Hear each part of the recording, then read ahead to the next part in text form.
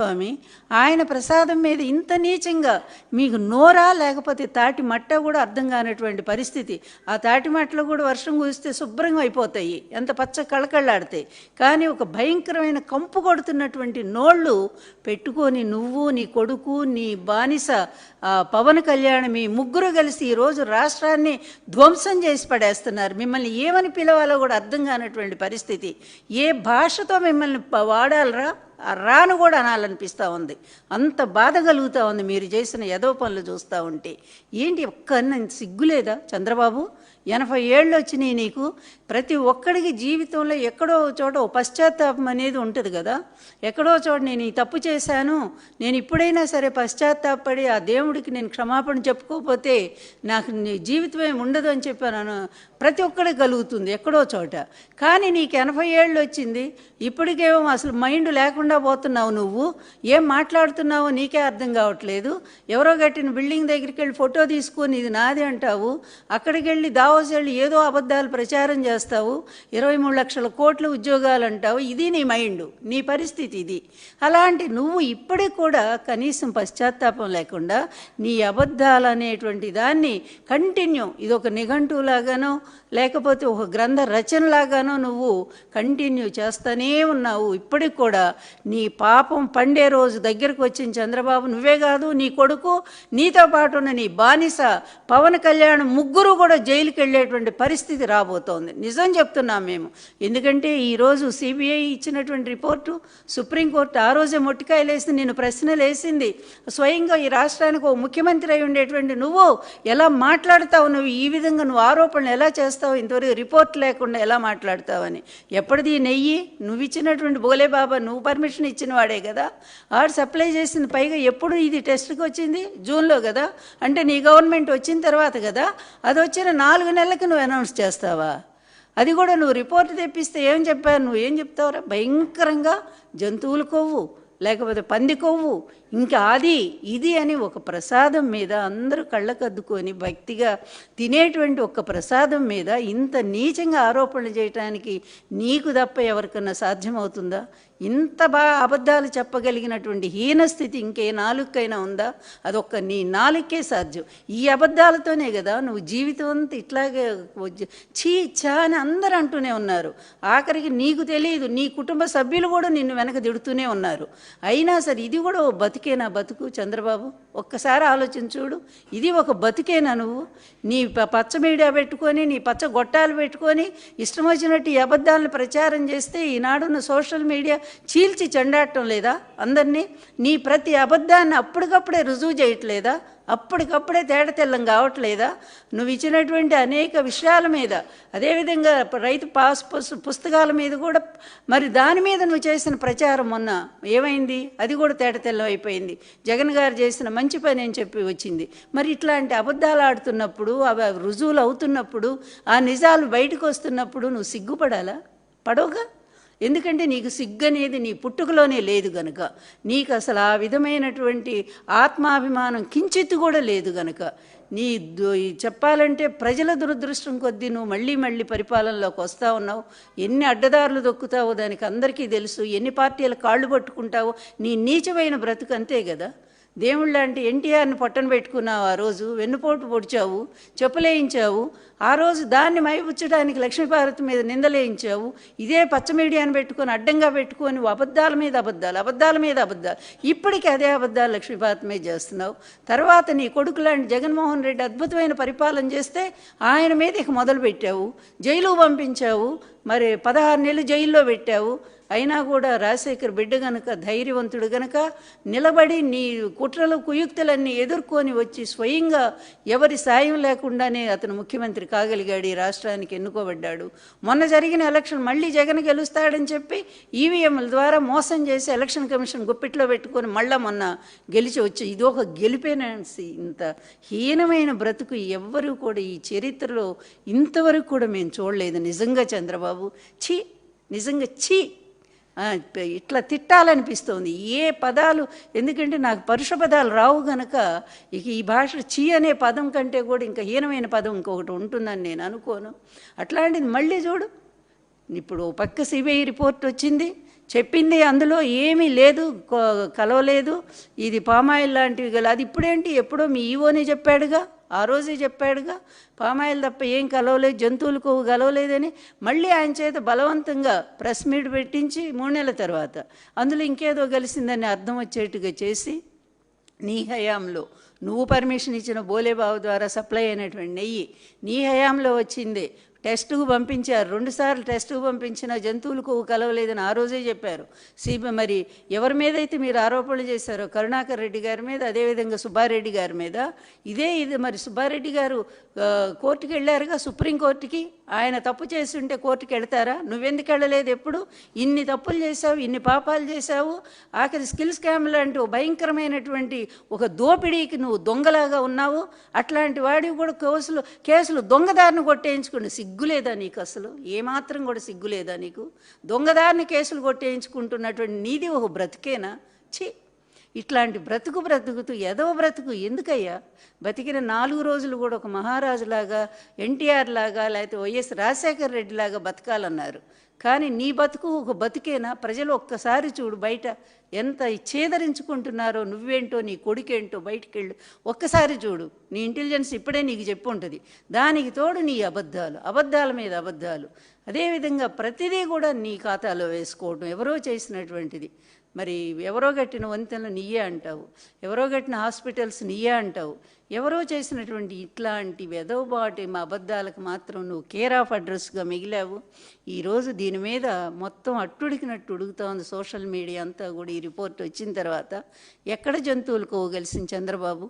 నీకు నిజంగా దమ్ము, ధైర్యము, సిగ్గు, మానం, అభిమానం ఏదైనా ఉంటే రా, వచ్చి రోడ్డు మీద నిలబడి. మొన్న మాట్లాడావుగా, ఆ రోజు అందరి ముందు మాట్లాడావు కదా, జంతువుల కొవ్వు కలిసి నిస్సిగ్గుగా. దాంట్లో పంది కొవ్వు కలిసిందన్నావు, యానిమల్ కొవ్వు కలిసిందన్నావు. ఈరోజు మాట్లాడొచ్చి, ఏమాత్రం పౌరుషం ఉంటే రా, నువ్వు బయటికి రా, వచ్చి మాట్లాడు, ఒక్కసారి మాట్లాడు. నువ్వు ఏ కొవ్వు కలవలేదని రిపోర్ట్ నీ సిట్టేగా ఉంది, అందులో కూడా ఒక్కసారి చెప్పు. మరి నేను నిజంగా పొరపాటు పడ్డాను, ఆ రోజు తప్పయింది. భగవంతుడి ప్రసాదాన్ని కూడా నా రాజకీయం కోసం, జగన్ ఏదో బ్లేమ్ చేయడం కోసం నేను ఈ విధంగా మాట్లాడాను. ఒక్క మాట నీ నోటి నుంచి వస్తుందా? మనిషి అవుతావా నువ్వు? అప్పుడు నిజంగా మనిషి అవుతావో? నిజంగా నువ్వు ఆడిన అబద్ధాన్ని ఒప్పుకుంటే. కానీ నువ్వు మనిషి అయితేవే కదా, మనిషివే కాదు. అందుకే జంతువుల పేర్లన్నీ కూడా నీ నోటి వెంట వస్తూ ఉంటాయి. అంటే ఆ జంతు ప్రవృత్తి, ఆ పశు ప్రవృత్తి, ఆ హీన ప్రవృత్తి అంతా కూడా నీ పుట్టుకతోనే వచ్చింది కనుకనే నువ్వు ఇంత హీనంగా మాట్లాడుతున్నావు, అబద్ధాలు సృష్టిస్తూ ఉన్నావు. అడుగడుగున గుళ్ళన్నీ నువ్వే కూలగొట్టిస్తావు నీ వాళ్ళ చేత. మళ్ళీ జగన్ మీద పెడతావు. మతాన్ని అడ్డం పెట్టుకొని, కులాన్ని అడ్డం పెట్టుకొని ఈ ఆంధ్రప్రదేశ్ సమాజాన్ని చీల్చి చెండాడాలనే నీ దుర్మార్గమైన కుట్ర ఉందే. ఇంతవరకు ఏ శాడిస్టు కూడా రాజకీయ చరిత్రలో ఇలా చేయలేదు చంద్రబాబు.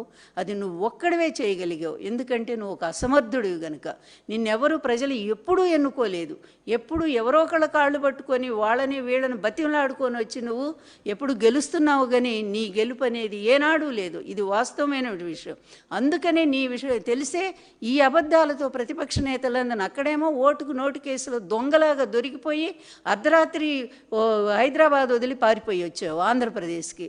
ఇక్కడ ఎంత అల్లాడు, ఎటువంటి పరిస్థితుల్లో 10 ఏళ్ళు మనకు హక్కు ఉంటే దాన్ని కూడా నువ్వు వదిలేసి వచ్చి, అంటే నీ నీచమైన కార్యానికి అక్కడ కూడా ప్రభుత్వాన్ని పడగొట్టడానికి నువ్వు చేసిన భయంకరమైన కుట్ర కదా.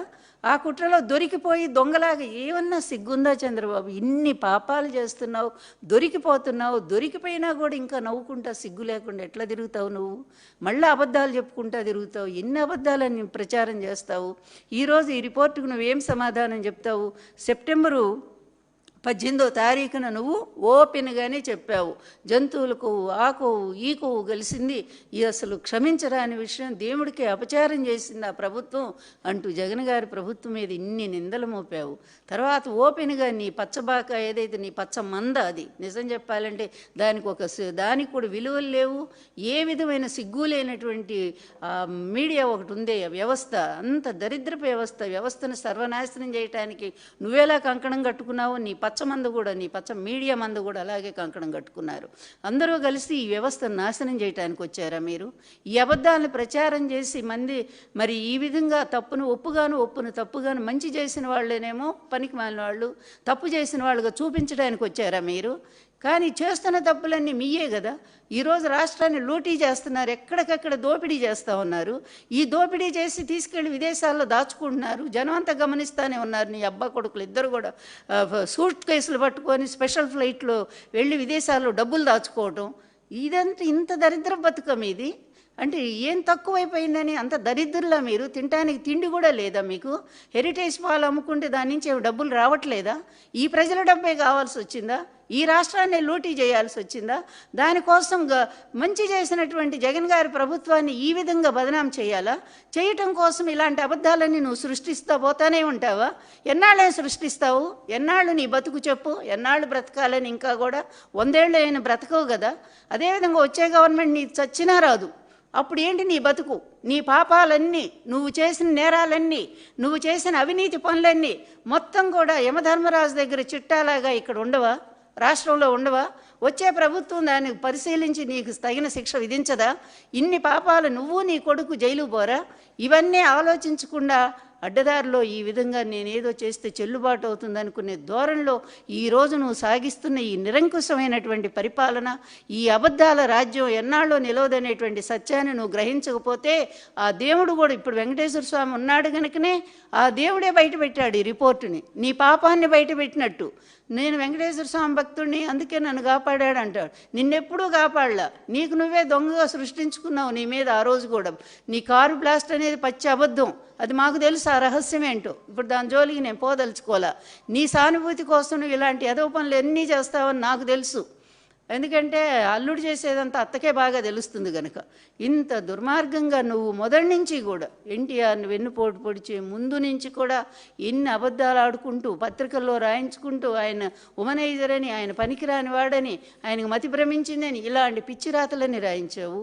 పిచ్చి కార్టూన్లన్నీ వేయించావు. నీ తొక్కు ఈనాడున్నాడు కానీ తొత్తు ఆ ఈనాడు వాడి పేపర్లో రాయించావు. మీ ఇద్దరు కలిసి ఆయన దింపారు, ఆయన ప్రాణాలు తీశారు. చివరికి మీరు పెద్ద గొప్పవాళ్ళలాగా ఇక్కడ చలామణి అవటానికి ప్రయత్నం చేస్తున్నారు.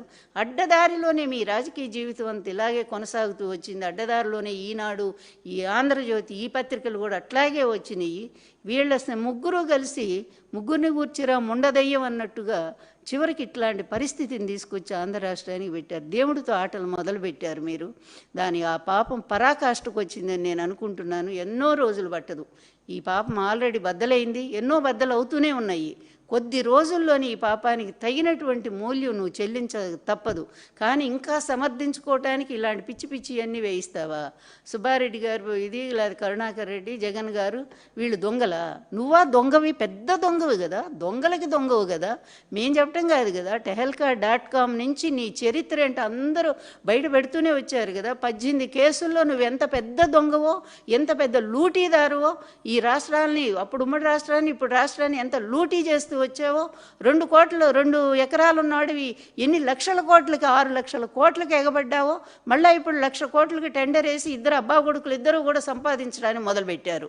ఇంత నీచమైన బతుకుతూ, ప్రజల మీద బతుకుతూ, ప్రజల రక్తాన్ని పీలుస్తూ, మళ్ళానేమో మంచి చేసినటువంటి ధర్మమూర్తులైనటువంటి జగన్ గారు లాంటి వాళ్ళనేమో ఇలా ఇష్టం వచ్చినట్టుగా కేసుల్లో ఇరికించడానికి ప్రయత్నం చేస్తాయి. ఇదా నీ 40 ఏళ్ల ఇండస్ట్రీ? ఇంత నీచమైన రాజకీయమా? రాజకీయానికి కూడా హద్దులున్నాయి. చాణక్యుడు చెప్పినట్టుగా రాజకీయాన్ని చక్కగా చెయ్యి, మళ్ళా నిన్ను తప్పు పట్టకుండా రాజకీయాన్ని చెయ్యి. అంతే తప్ప నువ్వు అబద్ధాలతోనూ లేకపోతే అఘాయిత్యాలతోనూ నువ్వు ఏదో రాజకీయంలో నిలబడా అంటే అది నిలబడదు. తర్వాత అది తేలిపోతుంది. నువ్వేంటో నలుగురు ముందు పలచనైపోతావు. అందువల్ల నిజాయితీగా చెయ్యి. ఇప్పటికి కూడా జగన్ గారు ఎందుకు స్టాండ్ ప్రజల్లో ఎందుకు నిలబడ్డారు? ఆయన చేసిన మంచి వల్ల నిలబడ్డారు. కానీ నువ్వు నిలబడు. నీ గురించి ఎవరైనా మంచిగా చెప్పే ఒక్కళ్ళని చూపించు. చివరికి నీ రాజకీయానికి నీ భార్య దగ్గర నుంచి ప్రతి ఒక్కళ్ళని వాడుకుంటున్నావు కదా, ప్రతి ఒక్కళ్ళని వాడుకున్నావు కదా. ఆ రోజు నన్ను బూచిగా చూపించావు, అధికారం లాక్కున్నావు. తర్వాత మొన్న నీ భార్యను అడ్డం పెట్టావు, ఏడ్చావు. ఆ రోజు ఇందిరాగాంధీని మోసం చేశావు, నీకు రాజకీయ జీవితం ఇచ్చిన ఆమెను కూడా. ఇలా నీ బతుకంతా మోసాలేనా? నీ బతుకంతా కుట్రలేనా? నీ బ్రతుకంతా ఇంత హీనమా? ఛీ, ఇట్లాంటి వాడిని ఒక్కసారి రాదు. నీలాంటి యానిమల్స్కి ఎప్పటికి కూడా ఆ పశ్చాత్తాపం అనేది రాదు. ఎందుకంటే మీలో ఉన్నది మనిషి ప్రవర్తన కాదు, మానవీయ దృక్కోణం అనేది ఏ